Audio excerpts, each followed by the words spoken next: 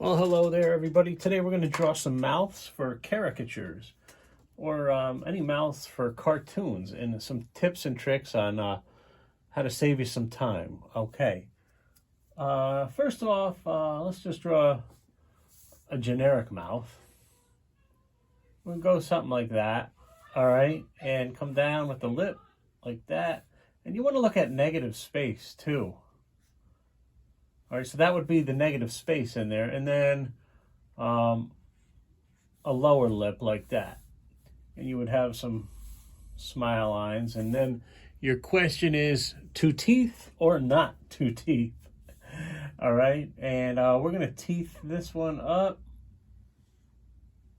like that. And you can even put a little bit of tongue in there. So drawing mouths live, this is about like for a live setting, can be tricky because people are talking and changing their expressions 38 times while they're sitting in front of you. So you got to kind of pick an expression and go with it. So that would be one way to draw a mouth. And you want to look at like Tom Richmond's book. He talks about negative space. And you don't want to draw just fence posts for the teeth lines. You want to kind of do what's actually going on in the person's teeth, like the gum line. A quick way to draw an upper lip. Sometimes if I'm in a real rush, I'll draw the upper lip in shadow like this. Sometimes pay attention to get a likeness. One side of their mouth kind of droops down a little bit. And you can always, this could be a woman's mouth and they got a highlight there. And maybe the top and the bottom teeth are showing. And you can just indicate it with like a tooth bar. That's what we call a tooth bar. I learned that from Keelan Parham's book on caricatures. And also, when I include that black space, if you look at people's mouths in the corners, there's typically, black space like that. And I would draw like some quick little lines like that for the teeth back there. And maybe a little gum line there for that. And that's about it. And you can get away with that live too. So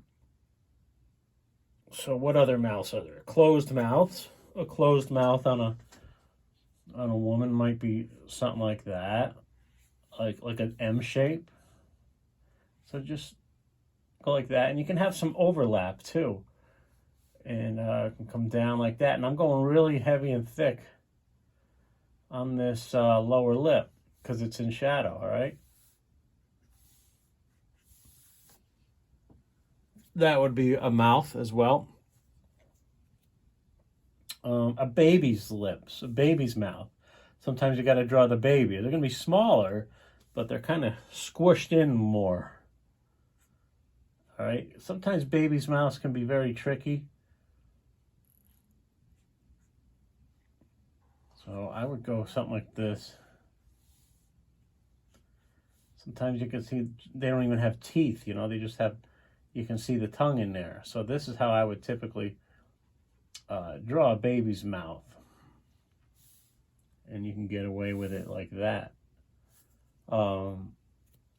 If you had a little 3/4 type of view, you might have something like that. Okay. See, this is like a turned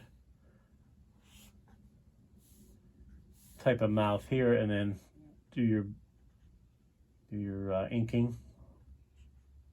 And see that top line, that top lip? That's a heavier lip that's in shadow. So that's how I do a lot of my live work like that. You're also going to have guys with mustaches.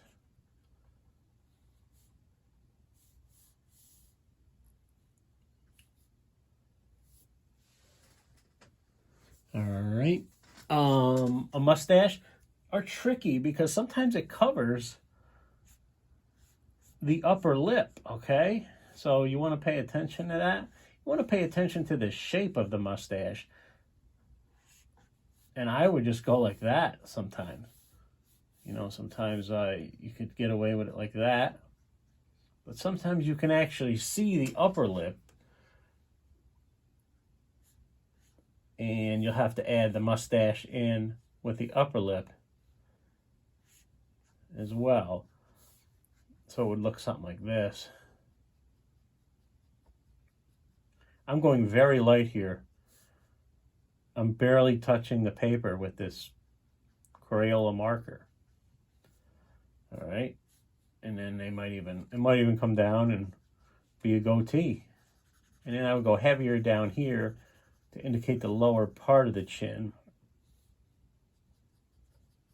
You don't have to draw every little hair, but you know, get the feel of it. And we'll draw one more woman's mouth here.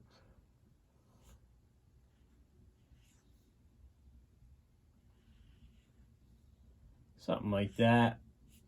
We'll do a lot of teeth in this one. Notice that bottom lip is a lot heavier. And then you would just indicate your gum line like that. And then we'll get narrower as you get back. Think of it wrapping around, okay? And to indicate that, you can even do some little shading of teeth like that.